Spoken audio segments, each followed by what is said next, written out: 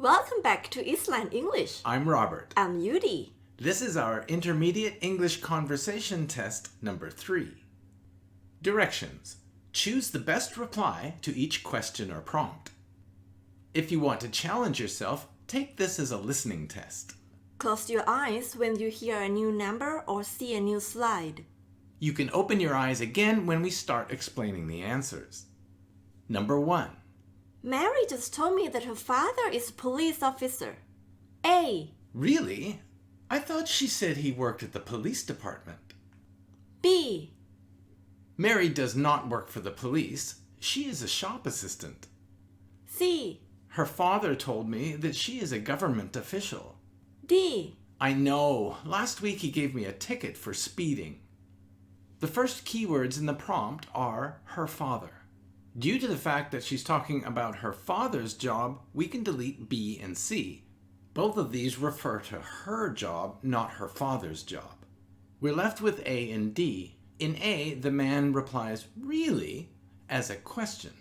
When we use really with this intonation, we're expressing disbelief, which means that he doesn't believe that he is a police officer. Then he says that he thought he worked at the police department, which is the same thing. So they are contrary or opposite to each other. A is out. D is the best choice for this prompt. Number 1. Mary just told me that her father is a police officer. I know. Last week he gave me a ticket for speeding. Number 2. Excuse me, could you direct me to the photocopier room? A. Of course. Go down the stairs to the basement. It's on your left. B. There isn't much room for a photocopier here in this building. C. Sure, I love taking photos. Do you take selfies? D. Okay, would you like to join us in the photography club? The first keyword is photocopier. A photocopier is a machine that makes copies. It doesn't take photos. Because of this, we can delete both C and D. Both C and D refer to taking photos. Next, let's look at the word room. Room in the question is a countable place with 4 walls and a door. In B, the word room means something different. In this response, room means uncountable space. And yet that's still not enough to make a choice between A and B. We'll look back at the question to the words, "Could you direct me?" These words imply that there is a photocopier room and he just needs directions. A is the best answer. Number 2 should be, Excuse me, could you direct me to the photocopier room? of course, go down the stairs to the basement. It's on your left. Number 3. Have you ever worked overseas? A. Yes, I have. I oversaw the marketing project last month. B. Yes, I worked as an overseer at my last job. C. I went on a vacation last year and traveled to 3 different countries. D. Not yet, but I'm trying to get transferred to one of our international branches. The word overseas in the question means abroad or in different countries. This word is close to the word oversee, which means to supervise. Responses A and B refer to the job or the duties of being an overseer or overseeing a project. A uses the past tense of the word oversee, which means to supervise. B uses the noun form adding the R at the end to mean a supervisor. Both are incorrect. The next key in the question is worked. Although response C does refer to overseas in the proper context, it's referring to a vacation, not to work. D is the best response. The dialogue for number 3 should be, Have you ever worked overseas? Not yet, but I'm trying to get transferred to one of our international branches. Number 4. Do you think working as a cowboy is as romantic as it seems in Hollywood movies? A. Not really. Hollywood movies tell the facts about cowboy life. B. Yes, Cowboy movies are usually very romantic. C. I don't think so. Being a cowboy is likely full of adventure and romance. D. No, real cowboys have to work long hours in the middle of nowhere. The word romantic in the question is important. Romantic doesn't just mean has love in it. It also means it's based a little bit on fantasy, meaning not real. With that understanding, let's look at the different responses. For B, the speaker is asking about working as a cowboy, not cowboy movies. Let's eliminate B. C carries contrary information. The responder says he doesn't think so, and then says, yes, they are full of adventure and romance. So C is out as well.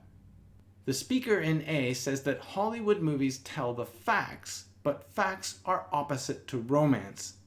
And Hollywood movies are full of romance, not facts. D is the best answer.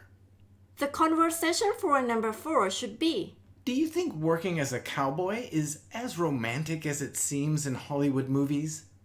no, real cowboys have to work long hours in the middle of nowhere. Number 5. Do robots share any of the same qualities as humans? A. They make very high-quality robots in Japan nowadays. B. They can do repetitive jobs well, but they cannot make decisions like humans. C. Humans can only make mistakes when programmed by robots. D. I saw a movie that showed robots may take over the world one day and rule humans. Qualities means characteristics, so we're looking for some kind of answer that compares humans to robots. Response A uses a different meaning for the word quality. In A, they're talking about a level of manufacturing or how good the product is. Nothing about characteristics. Response C makes no sense because robots cannot program humans. Instead, humans program robots. And although response D may be an interesting fact, it does not answer the question at all. It is irrelevant or not relevant to the question. B is the best response. Number 5 should go something like this. Do robots share any of the same qualities as humans? They can do repetitive jobs well, but they cannot make decisions like humans. Question number 6. If you get lost in the mountains, what will you do? A. You will definitely get lost. There are no trails in those mountains. B. I don't have to worry. There is a search function on my website. C. It's no problem. I'll hook up my sat-nav. It works anywhere in the world. D. I can upload all of my photos to the cloud. They won't get lost. The key in this question is the subject, you. The subject in the question can help us eliminate at least one of the answers. In D, the person refers to my photos, not himself. With the subject you, we can also delete A. The response should be something about I, not you. In B, the man mentions a search function. If you get lost in the mountains, they will try to search for you, but that would be a search party, not a search function, and it wouldn't be on a website. A search function is for finding information on the internet. A search party goes and looks for people who get lost. In response C, the man says he'll hook up his sat-nav. A sat-nav is short for satellite navigation device. In other dialects, it's referred to as a GPS, or Global Positioning System. C is the best answer. Let's hear number 6. If you get lost in the mountains, what will you do? It's no problem. I'll hook up my sat-nav. It works anywhere in the world. Number 7. Are there many human inventions that are based on designs from nature? A. I think so. The whale is actually a mammal, not a fish. B. Yes, humans have designed many things that nature uses. C. Technology has advanced very quickly. It's human nature to invent things. D. No doubt, Nature has been around a lot longer than humans. The question is about human inventions, not specifically about nature. A offers an observation or fact directly from nature, but it is irrelevant. In the same way, C offers an observation, not a response to the question. Although the observation is more relevant to the question, it does not answer the question. We must use our logic at this point. Is it more likely that humans use human inventions or nature uses human inventions? Well, it's clear humans use them, not nature. Nature doesn't actively use them, they simply benefit from them. The best answer is D. No doubt means for sure or certainly. Dialogue number 7 should be: Are there many human inventions that are based on designs from nature? No doubt, nature has been around a lot longer than humans. Number 8. This gadget looks interesting. What is it used for? A. I think you should read the instruction manual. It tells you how to use it. B. It uses 2 AA batteries, or you can hook it up to your computer with a USB connector. C. I don't know, but I think it's a remote control device. D. You can turn it on by pressing that button and then push that lever forward. In this question, the verb use is in the passive form. The question is a passive voice question. B uses the active voice. Again, the question is the passive voice implying that a person uses it for something, whereas B uses the active voice saying what the gadget uses, not what it is used for. Next, let's look at the actual question. What is it used for? Not how do you use it? Both answers, A and D, answer the question, how is it used? Even though the man answering the question doesn't know the answer, he does reply with his best guess, a remote control device. And device means the same thing as gadget. Number 8. This gadget looks interesting. What is it used for? I don't know, but I think it's a remote control device. Number 9. What kind of accommodation did you use on your last holiday? A. We went clubbing every night. It was so much fun. B. The people living in that area are very accommodating. C. We wanted to go camping, but it was raining, so we booked a hotel room. D. The sightseeing was amazing. We traveled to many different places. Accommodation in the question means where you sleep.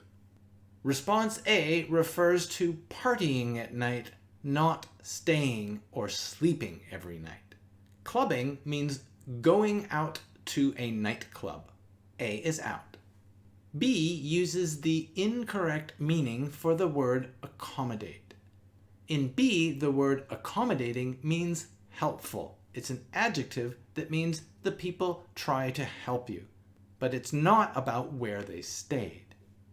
D also doesn't answer the question of where or what type of place they stayed in, only how they traveled and what they did. D is also incorrect. The best choice is C. Number 9 should be: What kind of accommodation did you use on your last holiday? We wanted to go camping, but it was raining, so we booked a hotel room. And our last question, number 10. How was your trip to Paris? I heard you had a great time. A. It was fascinating. We visited museums, art galleries, and even went to the ancient catacombs. B. We booked a room, checked in early, and then had lunch at a famous cafe. C. When we arrived at the hotel, we had to give the porter a tip. D. Yes, I heard we had a great time too. What about you?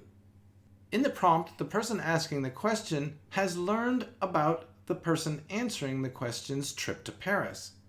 In answer D, the man replies that he heard as well, which is nonsense. He was on the trip.